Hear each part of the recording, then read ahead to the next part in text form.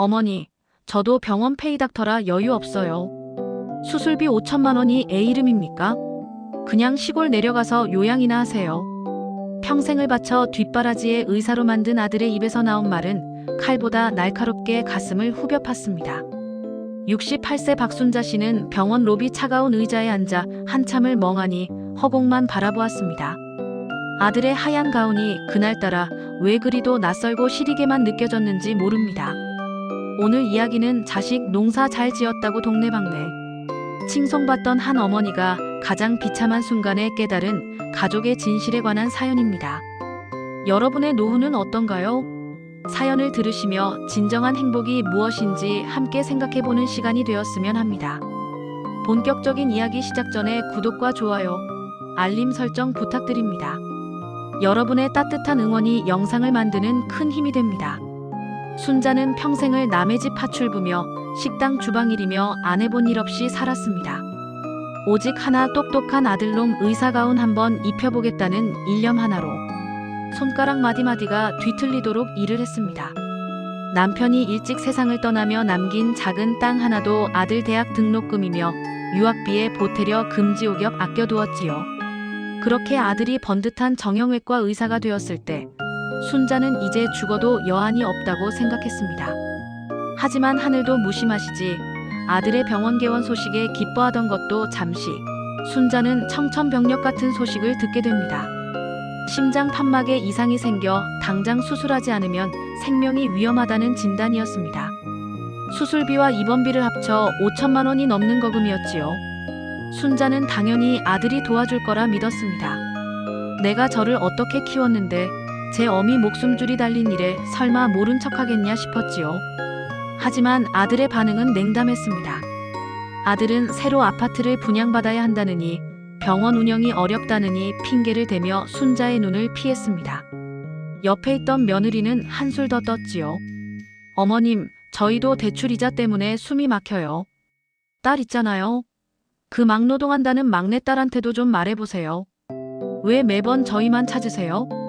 막내딸 지영이. 순자에게 지영이는 늘 아픈 손가락이었습니다. 오빠 공부시킨다고 고등학교도 제대로 못 마치고 공장으로, 식당으로 전전하던 딸이었습니다. 지금은 남편과 헤어지고 혼자 몸으로 공사 현장에서 자비를 하며 하루하루 먹고 살기 바쁜 아이였지요. 순자는 차마 지영이에게는 입이 떨어지지 않았습니다. 순자는 아들 병원 문을 나서며 다짐했습니다. 그래, 내가 내 짐이 되느니 차라리 혼자 조용히 가는 게 낫겠다.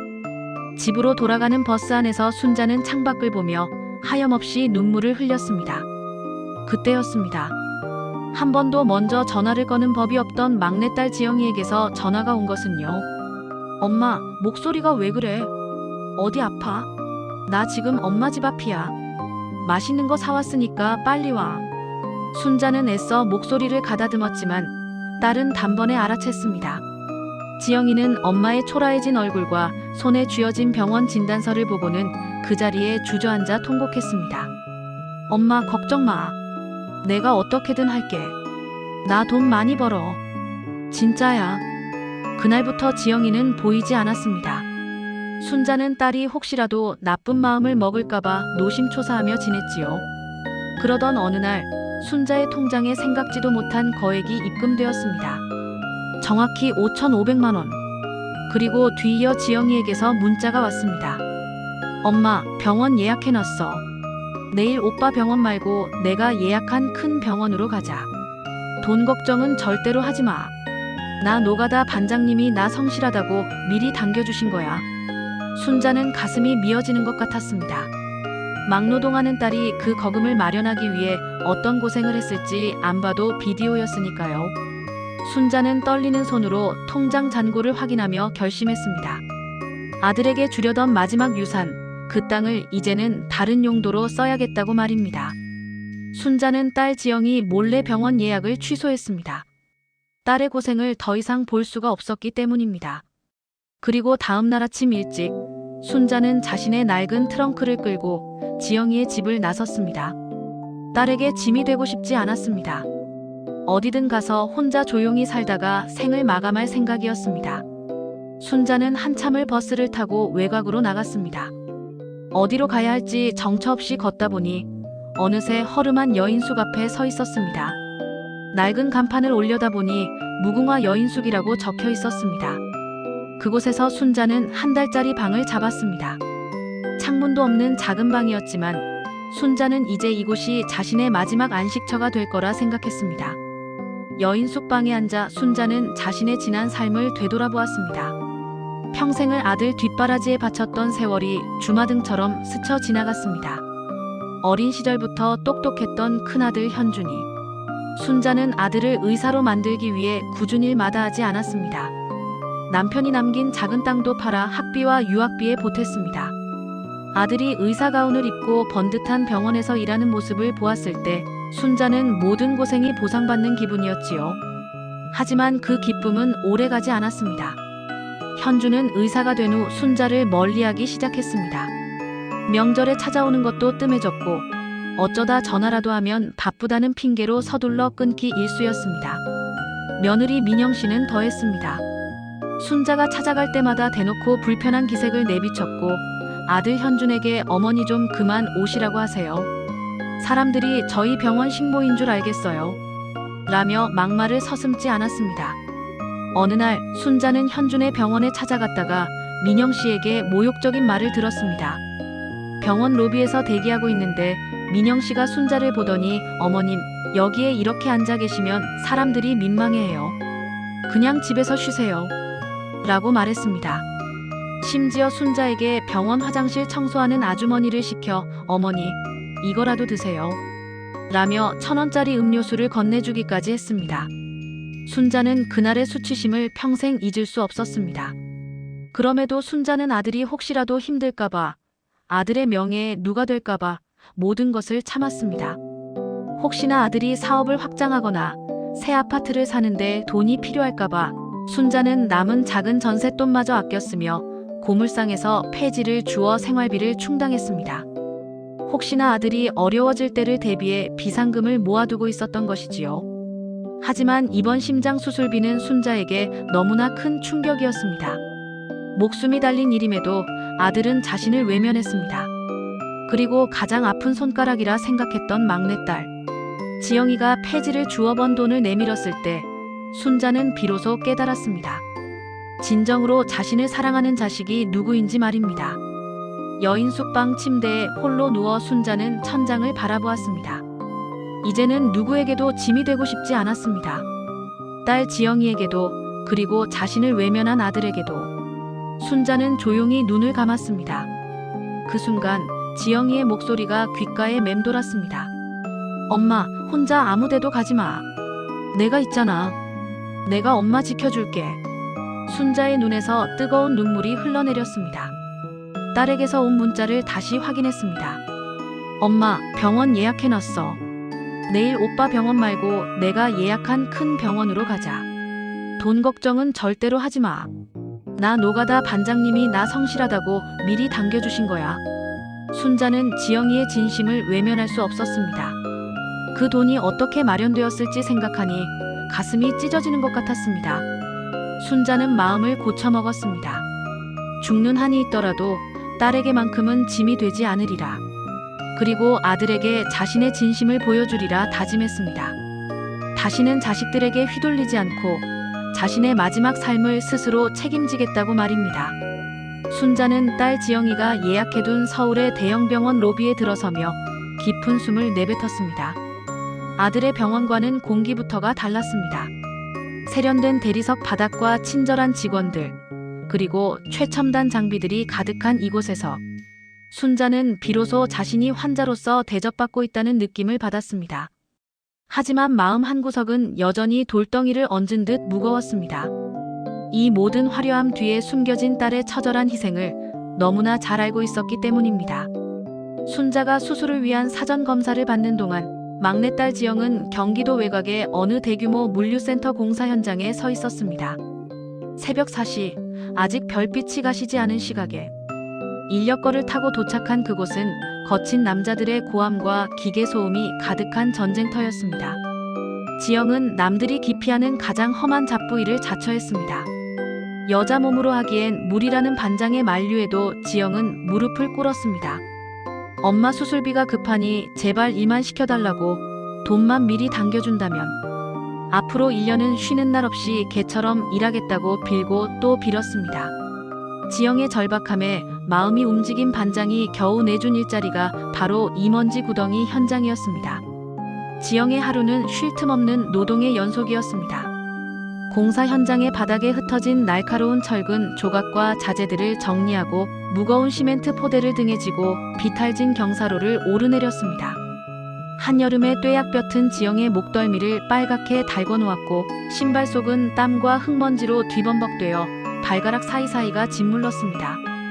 하지만 지영은 아프다는 소리 한 번 내지 않았습니다. 시멘트 가루가 코와 입으로 들어와 숨이 막힐 때마다 그녀는 엄마의 병원 진단서를 떠올렸습니다. 내가 여기서 벽돌 한 장을 더 날려야 엄마가 하루라도 더 편하게 병실에 누워 계실 수 있다는 생각뿐이었습니다. 점심시간, 지영은 인부들이 먹다 남은 식은 밥에 물을 말아 급하게 넘겼습니다. 밥 한 토를 씹는 시간조차 아까워 남들보다 먼저 현장으로 복귀했습니다.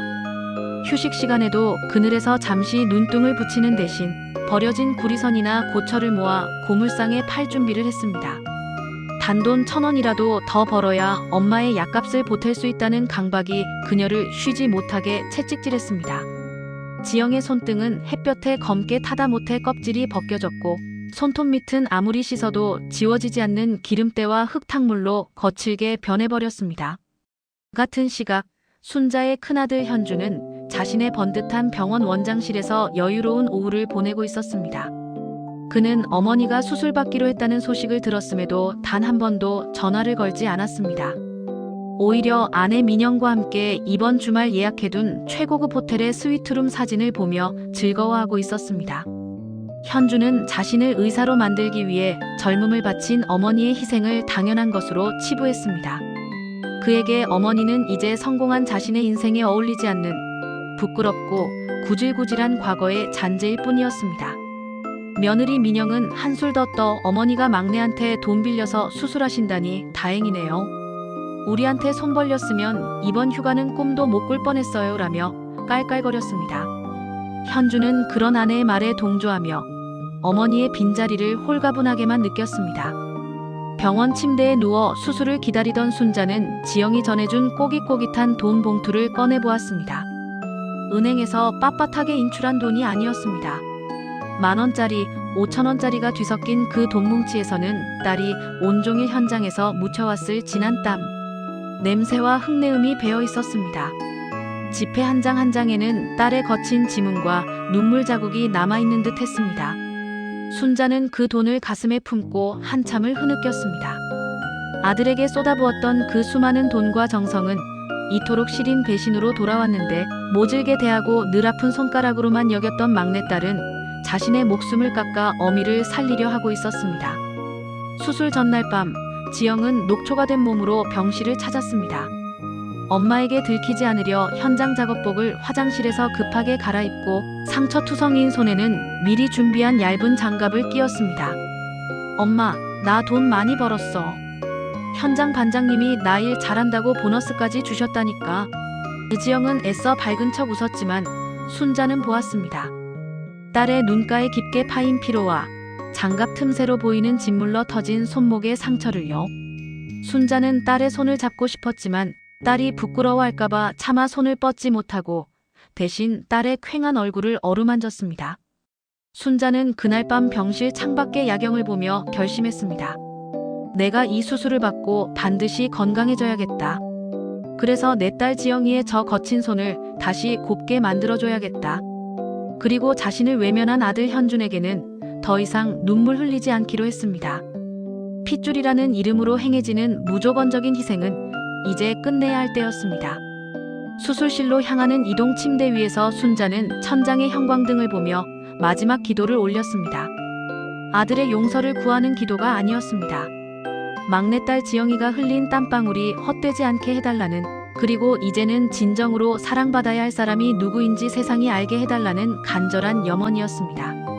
마취 기운이 퍼지며 의식이 가물거리는 순간에도 순자는 멀리서 들려오는 듯한 공사 현장의 소음과 딸의 거친 숨소리를 기억하며 깊은 잠속으로 빠져들었습니다. 순자의 수술은 대여섯 시간이 넘는 대수술 끝에 무사히 끝이 났습니다. 마취에서 깨어난 순자가 가장 먼저 마주한 것은 병실. 구석 의자에 앉아 꾸벅꾸벅 졸고 있는 지영의 초라한 뒷모습이었습니다. 딸은 엄마가 깨어나는 소리에 소스라치게 놀라 일어나며 부은 눈으로 환하게 웃어 보였습니다. 하지만 순자는 딸의 얼굴보다 그 무릎 위에 놓인 장갑 낀 손이 먼저 눈에 들어왔습니다. 얼마나 험한 일을 했는지 얇은 장갑 너머로 진물이 배어나오고 있었습니다. 순자의 회복 기간은 눈물과 인내의 연속이었습니다. 지영은 낮에는 다시 공사 현장으로 달려갔고 밤에는 병실로 돌아와 엄마의 대소변을 받아내며 곁을 지켰습니다. 지영의 몸은 나날이 말라갔지만 엄마의 혈색이 돌아오는 것을 보며 매일 기적을 경험하는 듯 했습니다. 하지만 평화로운 회복의 시간도 잠시, 순자는 뜻밖의 장소에서 아들 현준과 마주하게 됩니다. 순자가 입원한 병원은 현준의 병원과 협력 관계에 있는 대형 대학병원이었습니다. 어느 날 오후 재활을 위해 복도를 걷던 순자는 저 멀리서 하얀 가운을 입고 거만하게 걸어오는 한 무리의 의사들을 보았습니다. 그 중심에는 누구보다 당당한 표정의 큰아들 현준이 있었습니다. 그는 협력병원의 세미나에 참석하기 위해 이곳을 방문한 것이었습니다. 순자는 본능적으로 기둥 뒤로 몸을 숨기려 했지만 이미 늦은 뒤였습니다. 현준의 곁에는 아내 민영도 함께였습니다. 민영은 환자복을 입고 초라하게 서 있는 순자를 발견하자마자 질색하며 현준의 팔을 잡아당겼습니다. 여보, 저기 봐요. 당신 어머니 아니에요? 아니, 우리 병원 말고. 이런 비싼 병원엔 무슨 돈으로 온 거야? 현준의 미간이 일그러졌습니다. 그는 어머니가 정말 수술을 받았으리라고는 상상도 못했습니다. 그저 막내딸 집에 얹혀 살며 요양이나 하고 있을 줄 알았지요. 현준은 주변 동료 의사들의 눈치를 살피며 차갑게 순자에게 다가왔습니다. 아들의 입에서 나온 첫 마디는 걱정이 아닌 질책이었습니다. 어머니, 여기서 뭐 하시는 거예요? 제가 분명히 시골 내려가서 쉬시라고 말씀드렸잖아요. 이런 대형 병원은 수술비가 얼마나 비싼데 막내가 무슨 재주로 이 돈을 감당한다고 여기까지 오신 겁니까? 혹시 제 이름 팔아서 병원비 깎아달라고 하신 건 아니죠? 순자는 가슴이 무너져 내렸습니다. 아들의 눈에는 병든 어미가 아니라 자신의 체면을 깎아내릴지도 모르는 짐만 보였던 것입니다. 며느리 민영은 한술 더 떠 비아냥거렸습니다. 어머님, 지영이가 어디서 돈이라도 훔쳐왔대요. 막노동하는 애가 무슨 수로 수술비를 내요. 나중에 우리한테 빚 갚으라고 손 벌리기만 해봐요. 우린 절대 못 도와드려요. 그때였습니다. 엄마의 약을 타서 복도를 걸어오던 지영이 이 광경을 목격했습니다. 지영은 먼지 묻은 작업복 차림 그대로 현준과 민영 앞에 섰습니다. 오빠, 새언니. 지금 엄마한테 무슨 말씀하시는 거예요? 엄마 수술비 내가 막노동해서 한 푼, 두 푼 모아 완납했어. 오빠 병원비 깎아달라고 한 적 없으니까 걱정 마. 현준은 작업복 차림의 동생이 부끄러워 고개를 돌렸습니다. 막노동? 너 참 대단하다. 그래, 그렇게 해서 얼마나 벌었다고 유세야? 어머니, 얘 말 믿지 마세요. 이런 돈은 다 나중에 뒤탈 생기는 법입니다. 현준은 동료 의사들이 다가오자 서둘러 자리를 피하며 내뱉었습니다. 앞으론 아는 척하지 마세요. 남들이 보면 제가 어머니 버린 줄 알겠네요. 순자는 아들의 뒷모습을 보며 손을 부르르 떨었습니다. 눈앞의 아들은 자신이 평생을 바쳐 만든 작품이었지만 그 속엔 인간의 온기라곤 전혀 없었습니다. 지영은 분노로 몸을 떠는 엄마의 손을 꼭 잡았습니다. 엄마, 울지 마. 저런 사람들 신경 쓰지 마. 내가 있잖아. 내가 번 돈으로 엄마 수술 깨끗하게 잘 됐으니까 그거면 된 거야. 순자는 지영의 거친 손등 위로 눈물을 떨구었습니다. 그리고 그날 밤 순자는 지영이 잠든 사이 가방 깊숙이 숨겨두었던 낡은 수첩 하나를 꺼냈습니다. 그 수첩 안에는 죽은 남편이 남긴 경기 외곽의 작은 땅 지번이 적혀 있었습니다. 현주는 그 땅이 이미 아들 유학비로 다 팔려나간 줄 알고 있었지만 순자는 마지막 자존심으로 그 땅의 절반을 남겨두었었습니다. 최근 그 지역이 신도시 개발지구로 지정되었다는 소문을 들었지만 순자는 그것을 아들에게 줄 마지막 선물이라 여겨 고이 간직해왔습니다. 하지만 오늘 아들의 차가운 눈빛을 본 순간 순자의 마음은 단단하게 굳었습니다. 현준아, 너는 의사가 되었지만 사람 보는 눈은 갖지 못했구나. 내가 그토록 무시하던 내 동생의 피땀 젖은 돈이 나를 살렸다는 걸 너는 평생 후회하며 깨닫게 될 거다. 순자는 수첩을 품에 안고 결심했습니다. 이제 이 땅은 자신을 위해 막노동을 자처한 딸, 그리고 진정으로 자신을 사랑해준 이들을 위해 쓰여야 한다는 것을요. 수술비 5천만 원을 아까워하며 천륜을 저버린 아들에게 그 수십 배, 수백 배에 달하는 대가가 어떤 것인지 보여주기로 마음먹었습니다. 순자의 눈빛은 이제 슬픔이 아닌 단호한 의지로 빛나고 있었습니다. 병원 복도에서의 수치심은 순자의 가슴 속에 깊은 흉터를 남겼지만 동시에 그녀를 깨어나게 하는 강력한 독약이 되었습니다. 퇴원 후 순자는 지영의 좁은 단칸방으로 돌아왔습니다. 지영은 여전히 새벽마다 막노동 현장으로 나갔고 밤이면 녹초가 되어 돌아와 엄마의 다리를 주물러 주었습니다. 순자는 그런 딸의 손을 잡으며 결심을 행동으로 옮길 때가 왔음을 직감했습니다. 순자는 평생을 아껴온 그 낡은 수첩을 들고 시청과 변호사 사무실을 찾았습니다. 남편이 죽기 전 이건 절대 아들 주지 말고 내 마지막 보루로 남겨둬라 하며 신신당부했던 경기 외곽의 작은 자투리 땅. 현준의 유학비를 대느라 큰 땅들은 다 팔아치웠지만 순자는 남편의 유언대로 그 땅만큼은 죽을 힘을 다해 지켜냈습니다. 현준은 그 땅이 이미 팔려나간 줄 알고 관심조차 두지 않았던 곳이었지요. 그런데 기적이 일어났습니다. 그저 쓸모없는 잡종지인 줄 알았던 그 땅이 신도시 개발 계획의 핵심 부지로 포함된 것입니다. 보상금 규모를 확인한 순자는 자신의 눈을 의심했습니다. 수십 년간 잊혀졌던 그 땅의 가치는 순자가 상상할 수 없을 만큼 치솟아 있었습니다. 보상금과 향후 대토 보상까지 합치면 100억대가 훌쩍 넘는 거액이었습니다. 순자는 떨리는 손으로 서류를 움켜쥐었습니다. 이 돈이면 아들이 그토록 원하던 병원 증축은 물론이고 평생을 떵떵거리며 살 수 있는 액수였습니다. 하지만 순자의 머릿속에 떠오른 것은 하얀 의사가운을 입고 자신을 벌레 보듯 하던 아들의 눈빛, 그리고 어머니, 남사스러우니 오지 마세요라던 며느리의 차가운 목소리였습니다. 무엇보다 가슴을 저미게 한 것은 퇴근 후 방 한구석에서 파스를 붙이며 엄마 수술비 다 갚으려면 1년은 더 고생해야 하지만 괜찮아. 엄마가 건강하잖아라며 웃던 지영의 모습이었습니다. 순자는 변호사에게 단호하게 말했습니다. 이 보상금 전액과 앞으로 나올 모든 권리를 제 딸 지영이에게 넘기겠습니다. 단 한 가지 조건이 있습니다. 제가 신호를 줄 때까지 이 사실을 제 아들에게는 절대 비밀로 해주십시오. 순자는 그날 이후 지영에게도 이 사실을 숨긴 채 조용히 움직이기 시작했습니다. 그녀는 가장 먼저 지영이 일하는 현장의 반장을 찾아가 딸의 빚을 모두 청산해 주었습니다. 그리고 지영에게는 아는 지인이 돈을 좀 빌려줬다며 현장 일을 그만두게 했습니다. 지영은 영문도 모른 채 엄마와 함께 깨끗한 새 집으로 이사하게 되었지요. 한편 의사 아들 현준의 상황은 급격히 나빠지고 있었습니다. 무리하게 대출을 받아 개원한 병원은 환자가 줄어 경영난에 시달렸고 설상가상으로 투자했던 주식마저 폭락했습니다. 현준은 병원을 살리기 위해 증축과 재투자가 절실했습니다.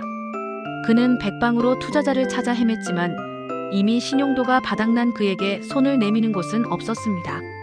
그러던 어느 날 현준은 업계 지인으로부터 놀라운 소문을 듣게 됩니다. 경기 신도시 개발지구의 최대 지주 중 한 명이 거액의 보상금을 받았으며 그 지주가 현재 대규모 의료재단 설립을 계획하고 있다는 소식이었지요. 현준은 지푸라기라도 잡는 심정으로 그 회장님을 만나기 위해 백방으로 수소문하기 시작했습니다. 그 회장님이 자신이 그토록 무시하고 외면했던 어머니 박순자 씨라는 사실은 꿈에도 모른 채 말입니다. 순자는 변호사를 통해 현준이 투자자를 구걸하고 다닌다는 소식을 접했습니다. 그녀는 거울 앞에 앉아 백발이 성성한 자신의 모습을 가만히 들여다보았습니다.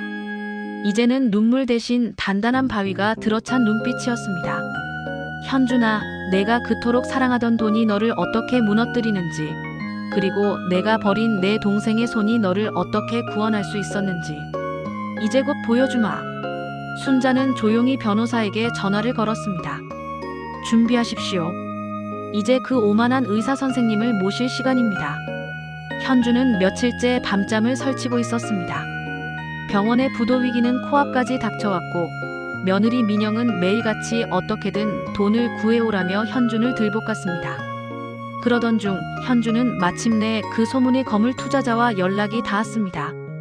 상대 측은 병원의 가치를 높게 평가한다며 증축 자금 전액을 투자할 의사가 있다는 파격적인 제안을 해왔습니다.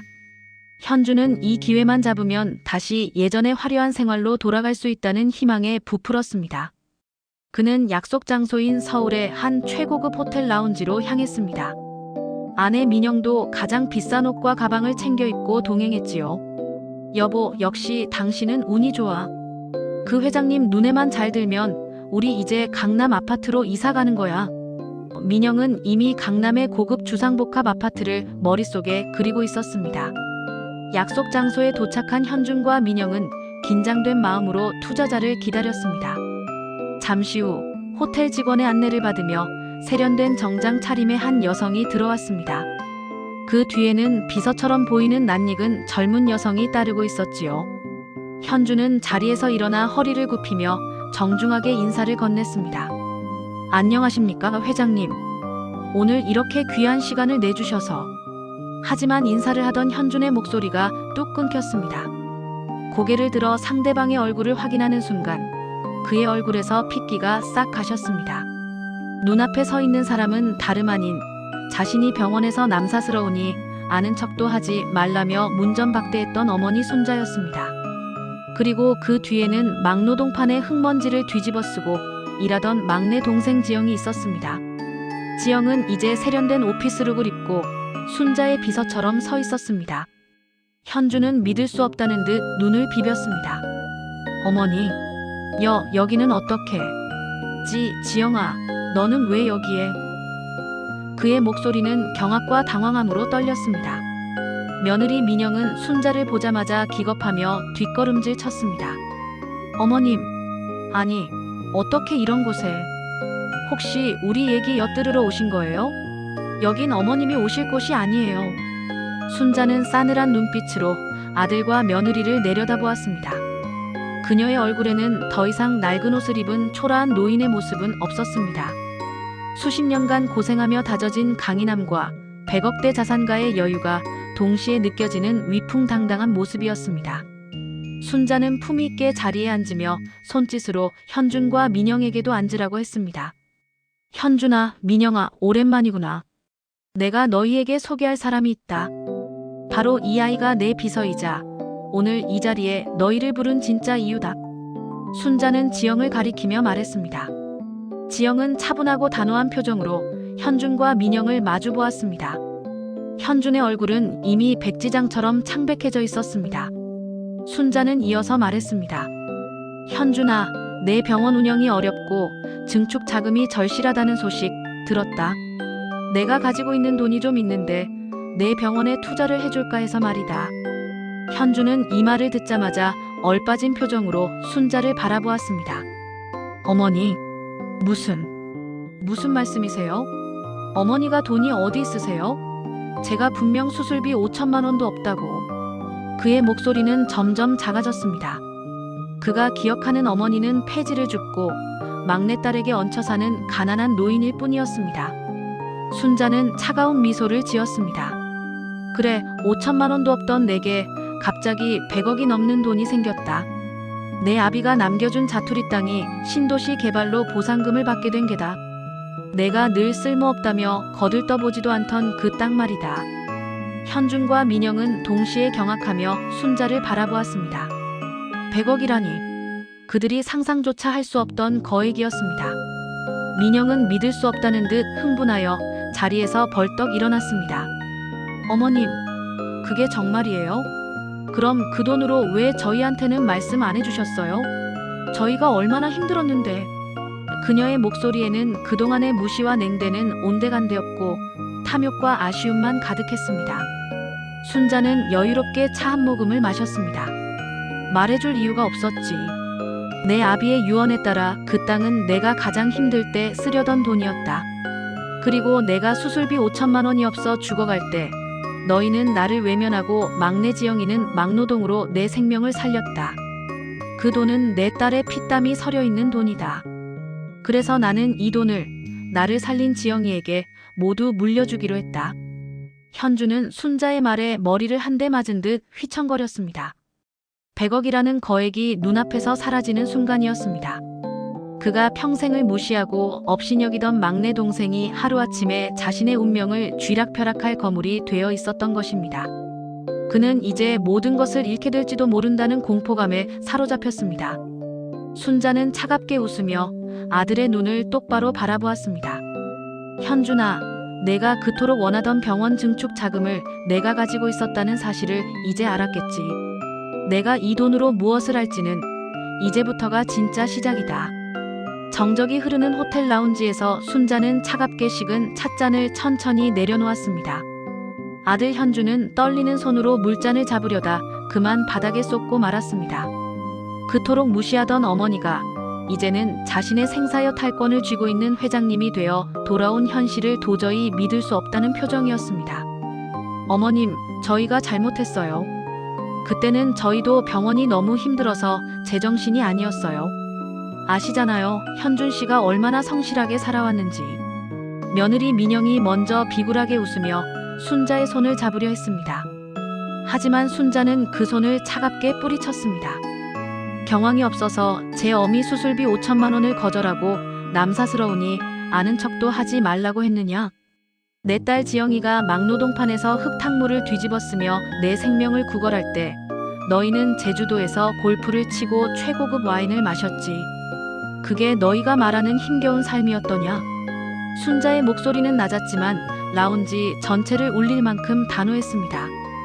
현주는 고개를 숙인 채 아무 말도 하지 못했고 민영은 억지 웃음을 지으며 연신 손을 비벼댔습니다.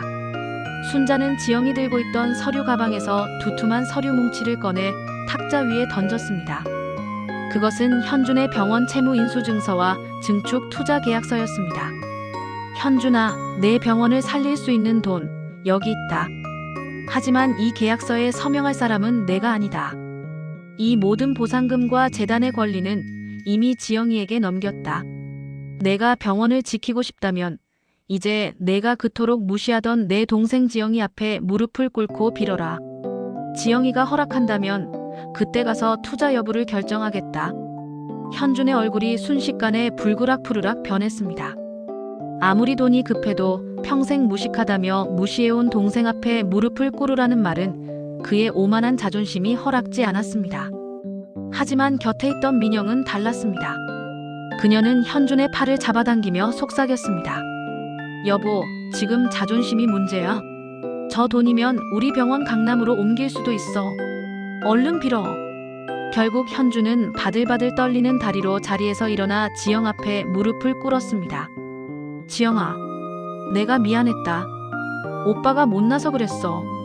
제발 우리 병원 좀 살려다오. 지영은 그런 오빠의 모습을 물끄러미 내려다보았습니다. 분노보다는 연민보다는 허망함이 앞섰습니다. 지영은 오빠가 내민 손을 잡는 대신 차갑게 돌아섰습니다. 오빠는 단 한 번도 나한테 미안해한 적 없어. 지금 이 순간에도 오빠는 내가 아니라 내 뒤에 있는 엄마의 돈에게 무릎을 꿇고 있는 거잖아. 나는 이런 가짜 사과 받지 않을래. 순자는 지영의 단호한 태도에 고개를 끄덕였습니다. 그리고 현준과 민영을 향해 마지막 선고를 내렸습니다. 오늘부로 너희와의 인연은 여기서 끝이다. 너희 병원 채무는 내가 전부 사들였으니 이제부터는 법대로 경매를 진행할 게다. 너희가 그토록 자랑스러워하던 그 병원 간판 내 손으로 직접 내리게 될 거야. 현준과 민영은 비명을 지르며 매달렸지만 순자는 뒤도 돌아보지 않고 지영과 함께 라운지를 빠져나왔습니다. 호텔 문을 나서는 순자의 등 뒤로 지는 노을이 길게 드리워졌습니다. 평생을 아들을 위해 희생하며 고개를 숙여왔던 순자의 어깨가 그 어느 때보다 당당하고 곱게 펴져 있었습니다. 그로부터 1년 뒤 경기 외곽에 고요하던 마을에는 활기가 넘치기 시작했습니다. 신도시 개발의 소음 대신 이제는 사람들의 웃음소리가 그 자리를 채웠습니다. 순자는 그곳에 자신의 이름을 딴 화려한 빌딩 대신 작지만 따뜻한 지영의료재단의 문을 열었습니다. 거창한 종합병원은 아니었지만 돈이 없어 치료를 포기해야 하는 노인들과 형편이 어려운 이웃들이 언제든 찾아와 마음 편히 몸을 맡길 수 있는 쉼터 같은 곳이었습니다. 재단의 이사장이 된 지영은 이제 거친 작업복 대신 단정한 정장이 제법 잘 어울리는 당당한 여성이 되었습니다. 그녀는 매일 아침 병원 로비를 돌며 환자들의 손을 맞잡았습니다. 그 손에는 여전히 막노동 시절의 굳은 살이 희미하게 남아 있었지만 그 굳은 살은 이제 지영에게 부끄러움이 아닌 가장 숭고한 훈장이 되었습니다. 지영은 엄마를 살려낸 그 강인한 정신으로 이제는 세상의 아픈 이들을 돌보는 삶을 살아가고 있었습니다. 반면 오만함으로 가득했던 아들 현준의 소식은 간간히 들려왔습니다. 병원은 파산하여 경매로 넘어갔고 며느리 민영과는 끝내 이혼 도장을 찍었다는 소문이었습니다. 현준은 지방의 작은 요양병원에서 페이닥터로 일하며 근근히 생계를 이어가고 있다고 했습니다. 예전처럼 최고급 와인을 마시거나 골프를 치는 화려한 삶은 꿈도 꿀 수 없게 되었지만 역설적이게도 그는 이제야 비로소 환자의 고통을 진심으로 들여다보는 진짜 의사가 무엇인지 뼈저리게 배우고 있었습니다. 순자는 아들을 용서하지는 않았지만 그가 스스로의 잘못을 깨닫고 인간답게 살아가길 멀리서 바랄 뿐이었습니다. 어느 화창한 오후 순자와 지영은 재단 옥상 정원에 마주 앉았습니다. 순자는 이제 지팡이 없이도 가뿐하게 정원을 거닐 만큼 건강을 회복했습니다.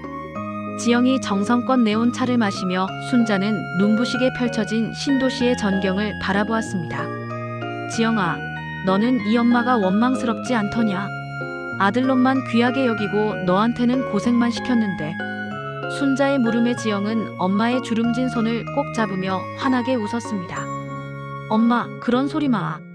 나 그때 막노동하면서 엄마 살릴 생각 하나로 버텼던 게 내 인생에서 가장 잘한 일이라고 생각해. 덕분에 나도 이렇게 강해졌잖아. 그리고 지금 우리 이렇게 행복하니까 그거면 된 거야. 순자는 딸의 말에 눈시울이 붉어졌습니다. 자식은 부모가 기르는 것이라 믿었지만 사실 자신을 다시 태어나게 하고 진정한 삶의 가치를 가르쳐준 것은 가장 모질게 대했던 막내딸이었습니다. 순자는 지영의 손등을 어루만지며 속삭였습니다. 그래, 고맙다. 내 딸아. 내가 흘린 땀방울이 이 엄마의 남은 생을 이토록 빛나게 해주는구나.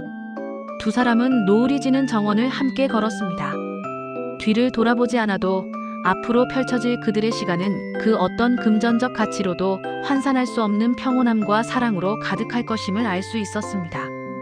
비바람을 견디고 핀 꽃이 가장 향기롭듯 시련을 딛고 일어선 순자와 지영의 얼굴에는 그 어느 때보다 눈부신 미소가 머물러 있었습니다.